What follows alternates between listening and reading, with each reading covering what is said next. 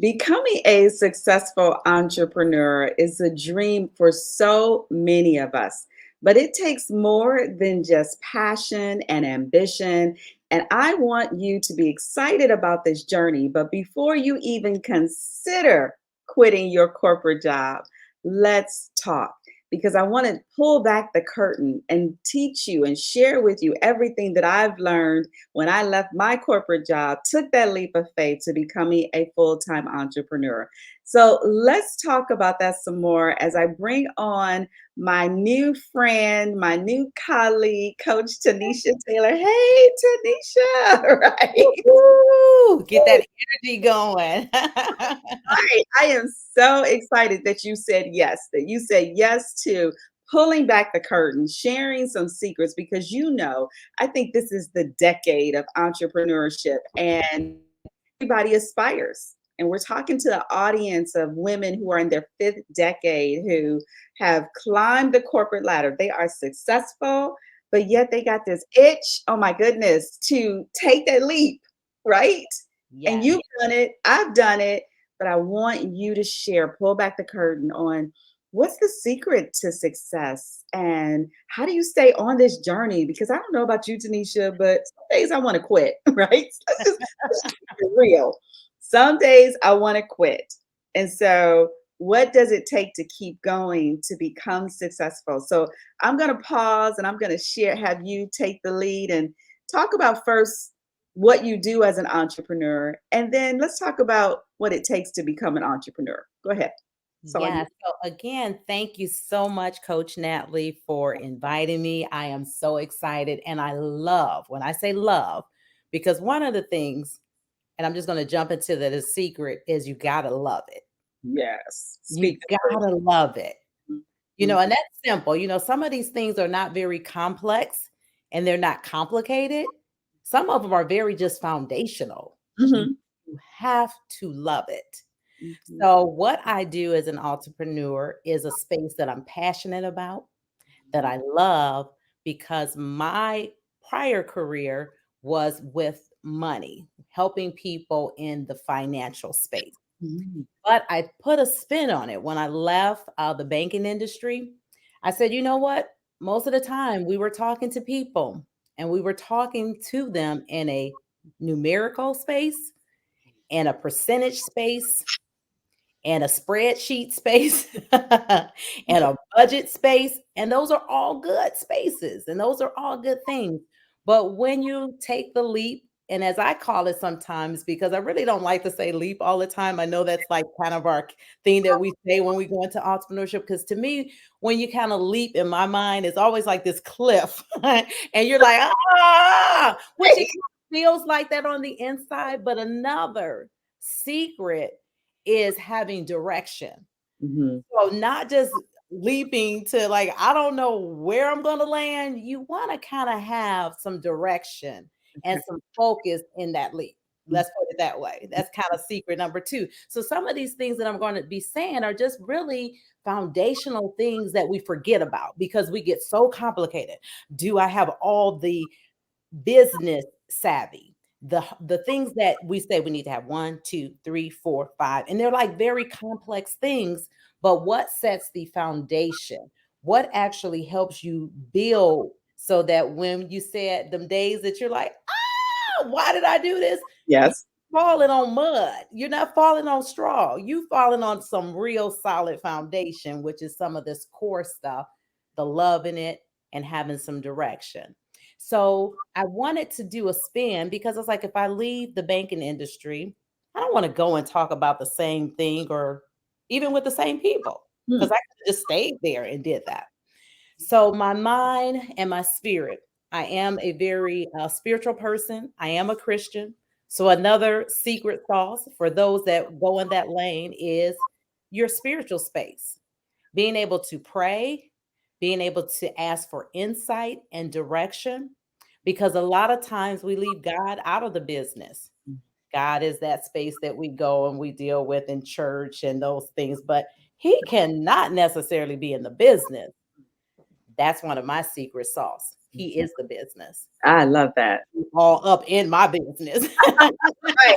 Wait, let's pause right there. You said he is all up in your business. That is so very true. And I want to pause there for a minute because before you talk about your spin, because I think you just gave permission to so many people. You can't leave, and I call him the Most High. You can't leave the Most High out of your life because He is the reason that you are even living, moving, and having your very being, right? And so bringing Him in, following His direction, understanding that it's the gifting that He's giving you is for such a time as this to share it with the world. So I love that you just gave permission for people to do Absolutely. that. Yeah. Okay. Absolutely. I don't think I could do it another way. That's probably my, if you say the ingredients, like when you're making something and you got your secret sauce or your topping you Right. go to, oh, believe me, best believe that has to be in my cupboard. I That has to be in my cupboard and in a surplus of supply, meaning Yeah. that I can always grab to it because when we're in this space that we're giving permission to talk about and speak about, it kind of allows that leap or that jump that we're doing or that direction that we do have a little bit more ease to it. Mhm, It's not that it doesn't have difficulties and complexities, but mhm. it also gives you like, this comfort to like, I'm not by myself. Right. I'm on this journey, but I do have this insight.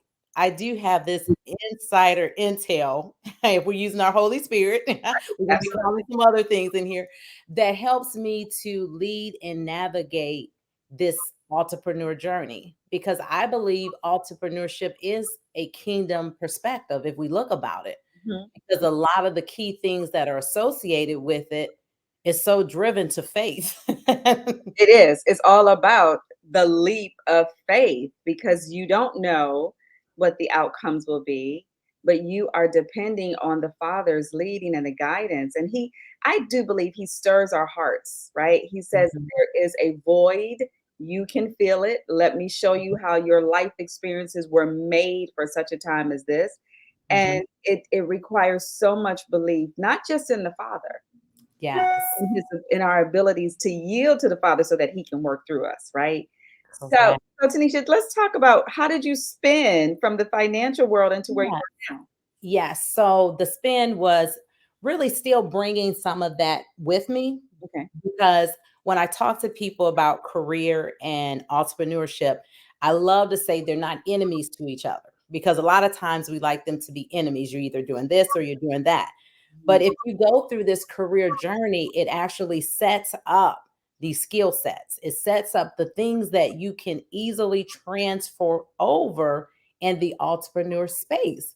So that 28 plus years in that space was not a negative thing. It was a very positive thing because when I got over here, I was like, oh, I can pull from that. I've been doing that for 10 years. I've been doing that for 15. Wait, I've been doing that for 20 years. So now I become accelerated in my process as an entrepreneurship because now I'm using career space, the skill set, the mental capacity, the intelligence, and I'm bringing it now just to another realm or another process.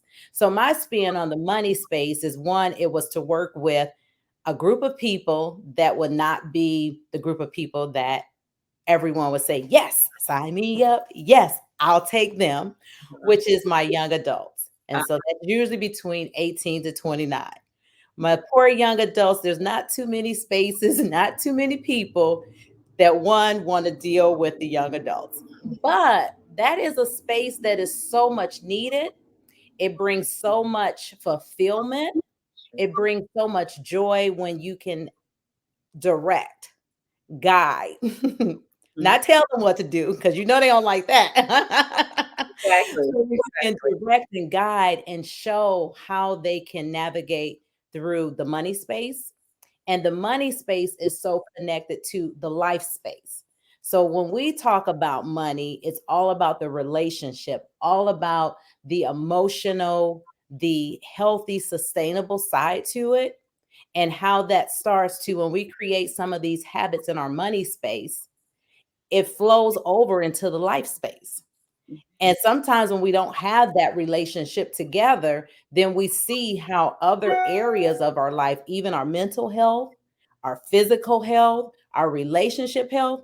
There are sometimes right here, if this money relationship ain't right and things are not working the way they need to, it hits these other areas. So we kind of bring it into full circle that we're talking about money in a relationship space so that it hits the other cores of your life and you learn to be in relationship with money and you're not directly concerned on the set number or the set percentages because we know by statistics it doesn't really matter how much you make, it's how you manage, how you have relationship with the money that determines how good you're going to be with it. Absolutely. I think you're spot on. I call it the money mindset because it's Mhm. not about the number, but it's about your, like you said, it's the mindset towards the money that you do have. And so I love how you took your experience in banking and then translated that over into an area of our young folks who need focus and direction. And I love that we're having this conversation because many of the women in their fifth decade had young adult children, Mhm. right? Young adult children that don't listen. They don't listen to their moms. They don't listen to their parents, but they would listen to someone like you. And so I want to say thank you from all of our moms that you are in this space, right?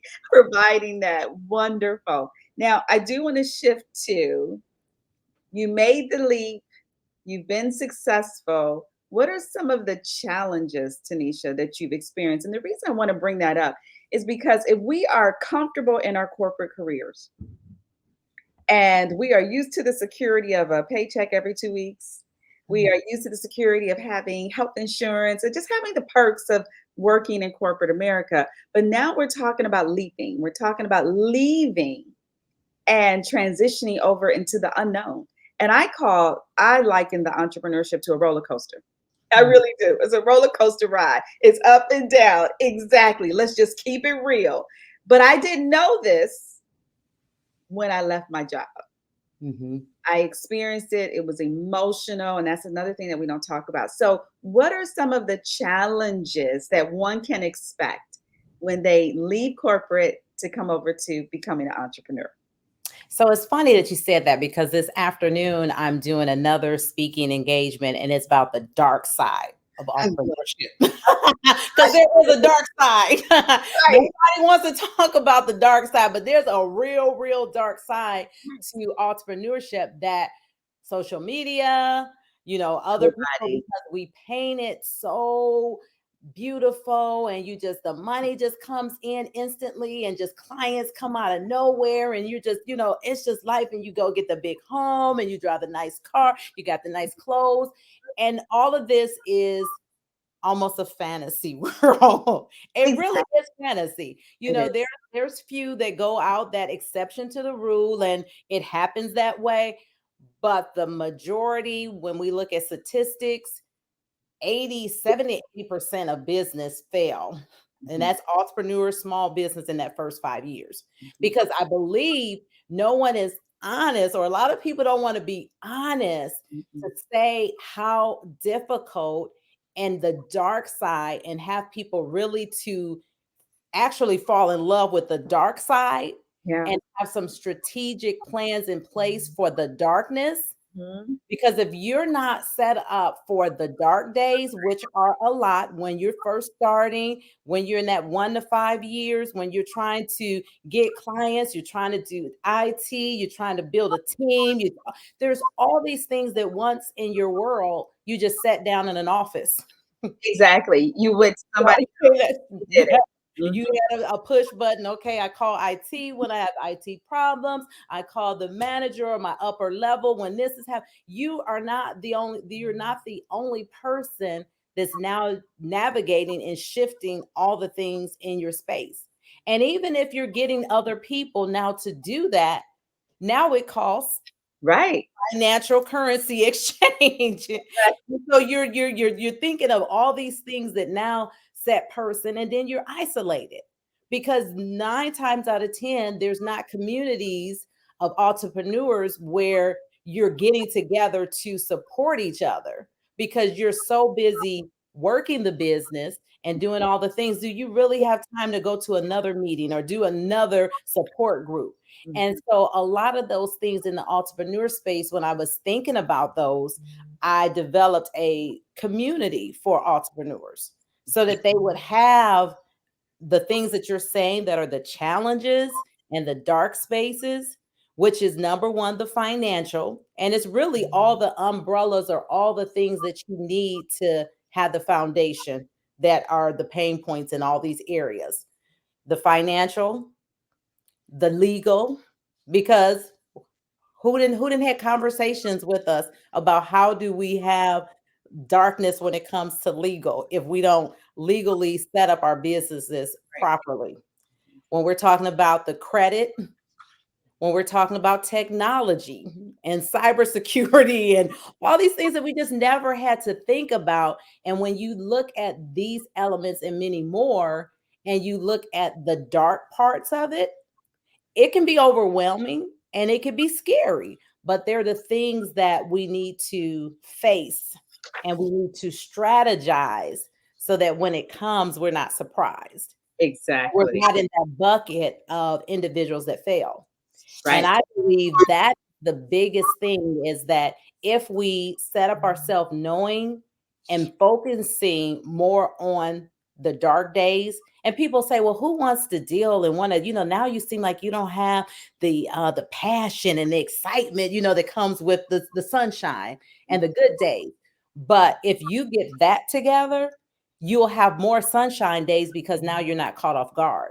Absolutely. You're already like, I know that this was coming, so Mhm. I prepared for the dark days. Absolutely. You're talking about expectations, right? You're talking about expectations. And I think that as one of the things for aspiring entrepreneurs, and one of the things that we have a responsibility as a coach is to talk about the dark days, talk about the pitfalls and the potholes that will Mhm, come along the way. And how do you strategically navigate it? Because I totally agree with you that if you are prepared, you will know how to persevere.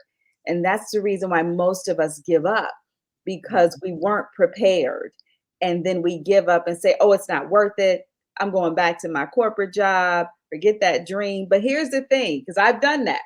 I have done that. I took my leap, did it for a couple of years, and I was like, oh no, this isn't working. And got recruited, went back to another job, and then made the decision to say, no more. Right. But mhm, had I been prepared, I would have known that this too shall pass. I would have been able to persevere. I would have been able to respond in a way instead of getting emotionally entangled, right? Feeling like a failure, right? Oh my gosh, the grief that comes with that. If I mhm. just hadn't known, and that's why I think I'm so passionate about speaking to aspiring entrepreneurs in their fifth decade, because I know you're not in your fifth decade, but you work. Are you? Yeah, you're not in You're your at fifth decade. 2 weeks. Oh my May God! 5th, I will be entering in the 5th decade. Oh, no. So I'm this is Welcome. right on the timing is right. Okay, perfect. So welcome to the fifth decade, and you know this. Then there's a different type of risk than if we were in our second, third, or early fourth decade. There's a different risk, and we've spent a lot of time climbing the corporate ladder, right? We have invested, and you know this, and now we're thinking about walking away to go to this roller coaster ride. And here's the thing, Tanisha, I don't like roller coasters. So why in the world would I say yes to this? So we talked about the challenges. Tell me this, why would somebody say yes to becoming an entrepreneur? Now, you already talked about that you got to love it. You got to Mhm. have the passion, right? But why would I say yes to the roller coaster ride? Why would I say yes to being alone and isolated and trying to build a business? And I'm relying on so many things that I had in corporate America. Now it's all on my shoulders. Why would I say yes to this? You would say yes because you're crazy. Good You know, answer. that's another thing. It's real simple. You gotta have a little craziness in you, just a little tad bit crazy, to have some crazy faith. To have so that is still another part. I think when we talk about entrepreneurship, I Yeah. believe that it's just not something that you wake up and you turn on.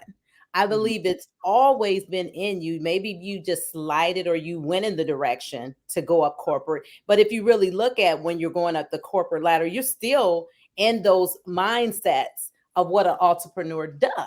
It's True. just you have some security blankets, Mhm. the pay, the benefits, the retirement plan, but the mind and the behavior set that you're doing the same thing. So now you're just really saying, okay, now I have to get uncomfortable, get out of my comfort zone to really do what I know how to do over here.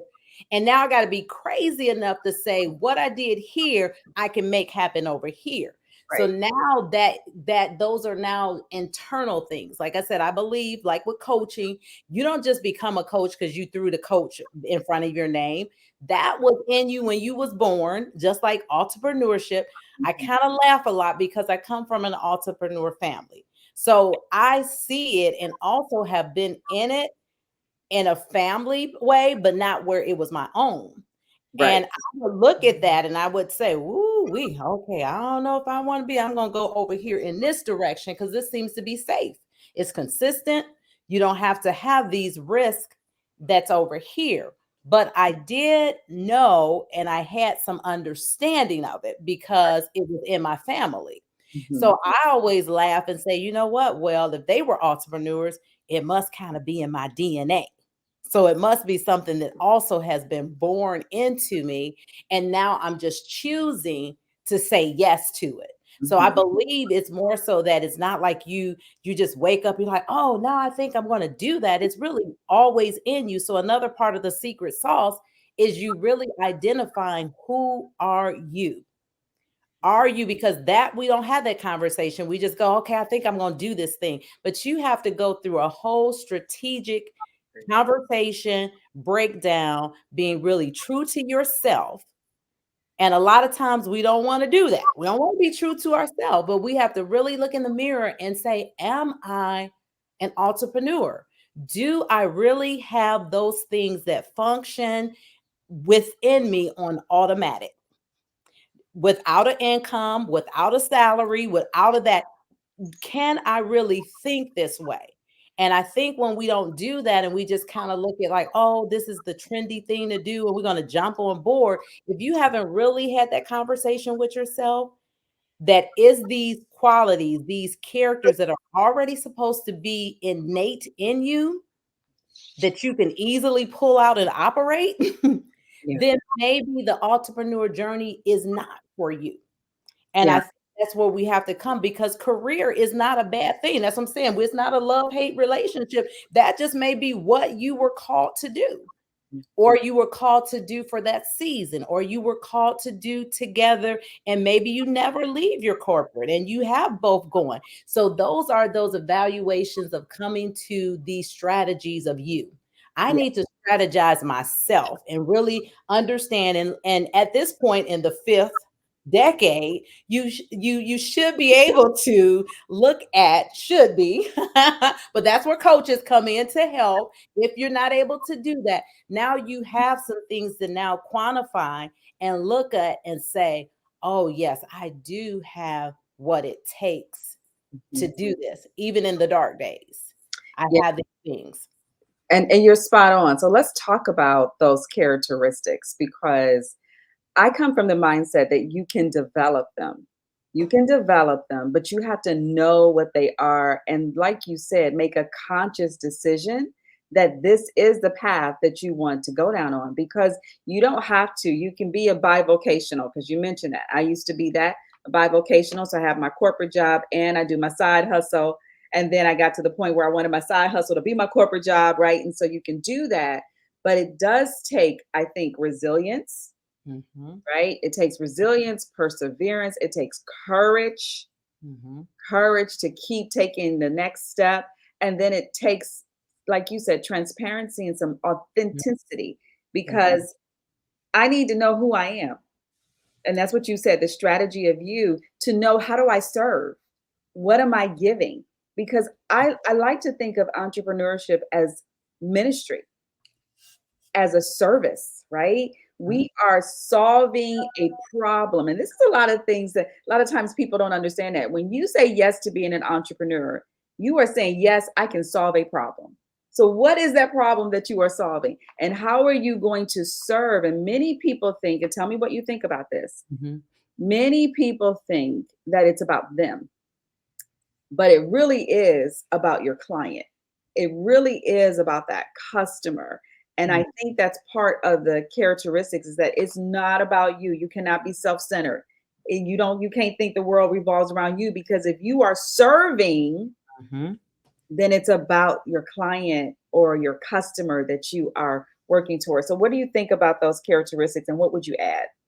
So, another characteristic is the ability to self motivate. Ah, yes. Self motivation, and that, and again, I agree with you. Some things you can develop and you can cultivate and you can go through training and stuff, so it doesn't mean, but there should at least be, when we're saying if there's five core, you want to at least say, you don't want to be zero or whatever, or you're going to have to do not saying that you can't do it, it just may be a lot harder or a little bit more difficulty in that process, because now you got your learning curve to do things that will naturally happen for you or naturally would just come out of you.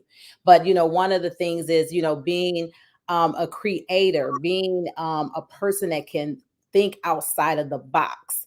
When Yes. you typically work and have an employee mind, you're in a box. This is kind of what I do. But sometimes as you start going up the corporate ladder, those things start to click. So that's what I'm saying. Depending on where you're at in your professional career, those things are still operating. You just work for a company in your operation.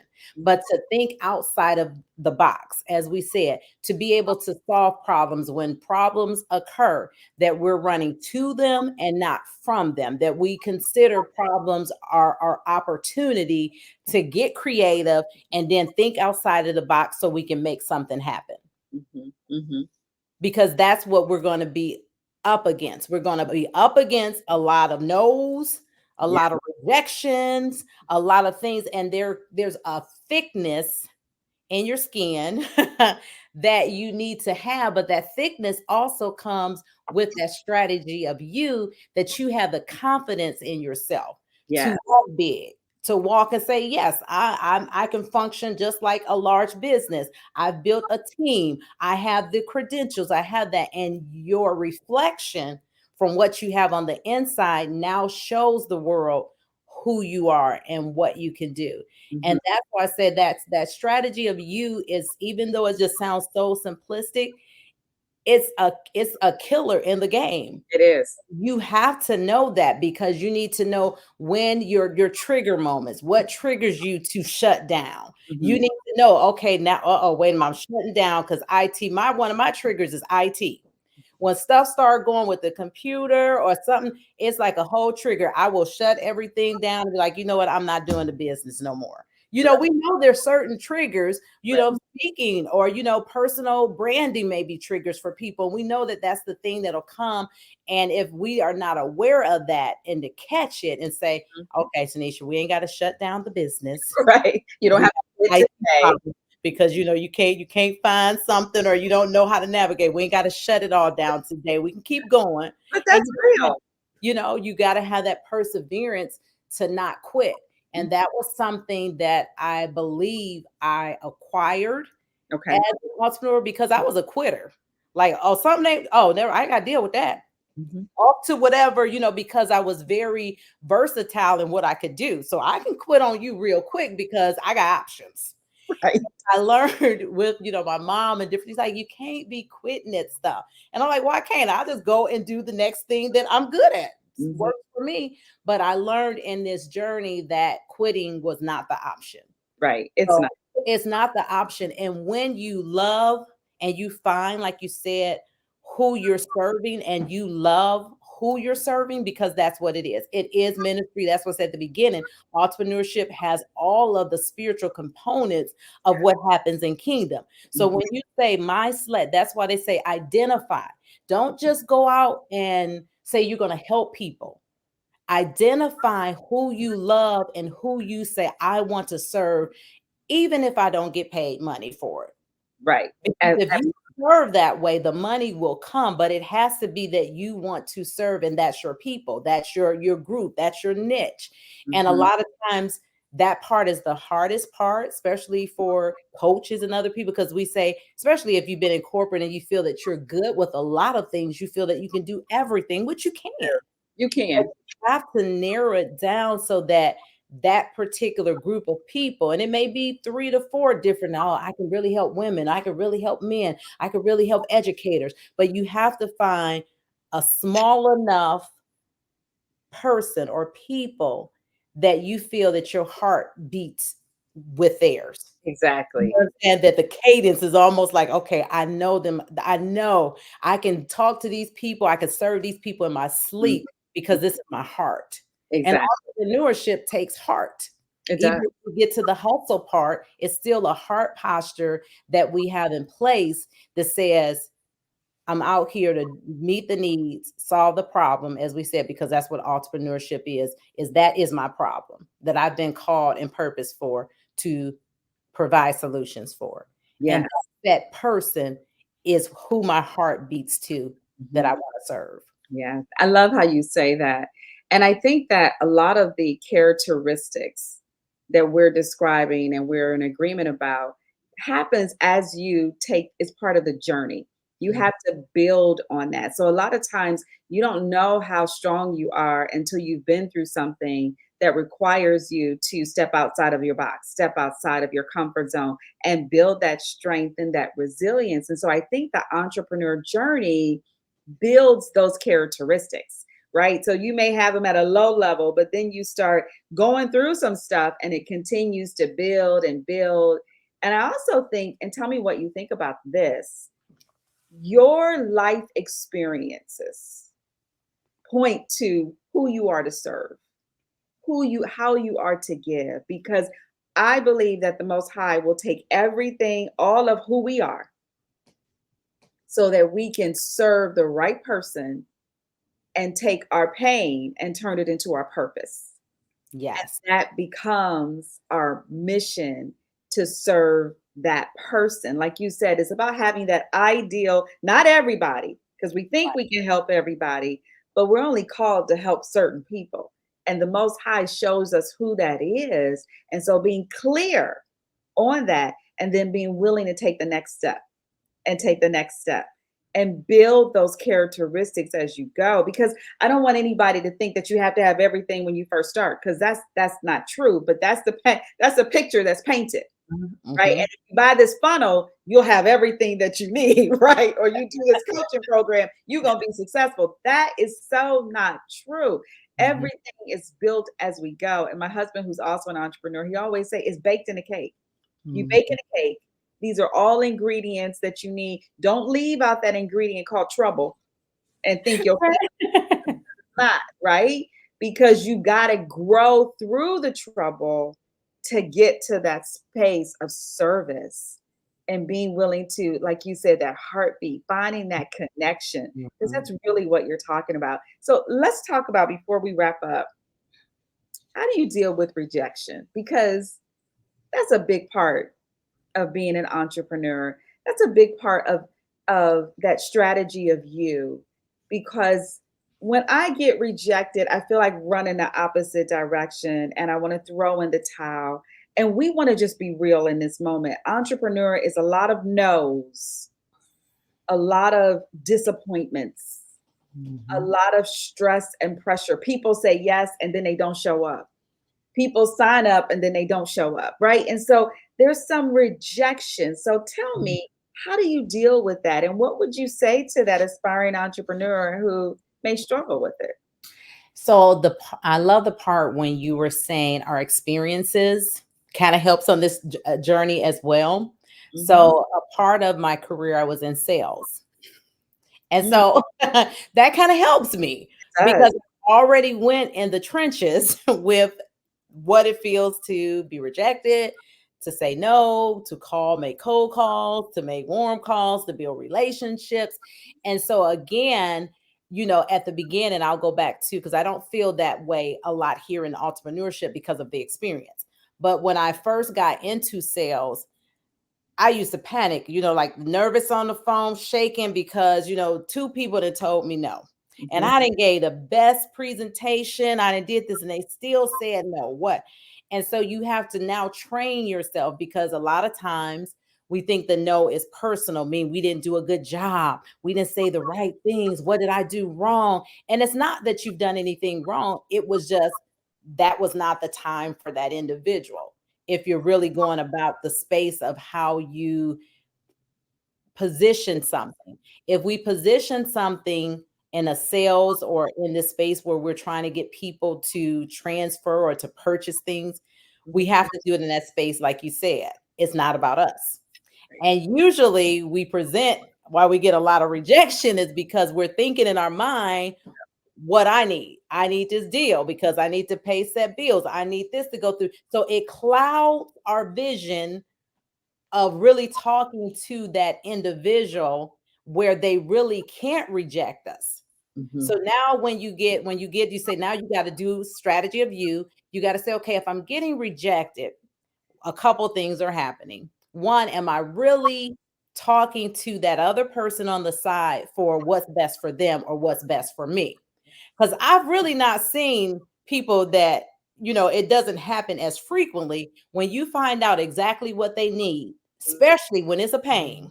especially when it's the thing that keeps them up at night, the thing that they like, I will pay whatever it costs. If someone can present and tell me how to fix this, Mhm. your rejections are going to become less because now you're coming out of what you have to sell, how many coaching things you have to do, what things that are about you, and how do I present so that it's so about them they can't say no to me. Exactly.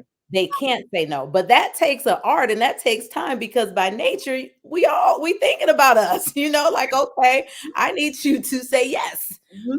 But you want to create, let me find out enough about end user, client, customer, organization that really, when they talk to me, when I'm presenting to them, I'm finding out what pains them. And then I'm coming with that solution. And then they almost have to say yes to me Yeah. or yes to me at a later time, not just flat no. But yes, at the beginning, when you're going through that and people are telling you no, and this is not yes, it hurts your whole heart until you now guard that heart and you have again the strategy of you. You talk to yourself and you say, okay, and you be honest with yourself. When I was talking to them about this coaching program, was I really trying to sell my program or I was really trying to determine what they needed so that they could say yes to me? And I think with rejection, when it comes to that space, we just have to get honest and change some of our approaches and come out of the box and say, how do I get people to say yes? Everybody's not going to say yes, but I want to get more yeses. And the more we focus on the end user, the client, and having more of a relationship with them, we're going to get more yeses. They're going to chase after you because you're the person that has the answers that they don't want to say no to you because they need you. Actually Absolutely. need you and now they want you because you have did the due diligence to find out what they really need and you just didn't sell them a service or a product. And I agree with what you said earlier about you have to have thick skin. You've got to develop that thick skin and not make everything about you. And that's what I was saying. It cannot be about you. Because if you are in this space of service, then you're looking to that person to understand them, to hear them, to validate them, and to make an honest decision if you're the one to work with them.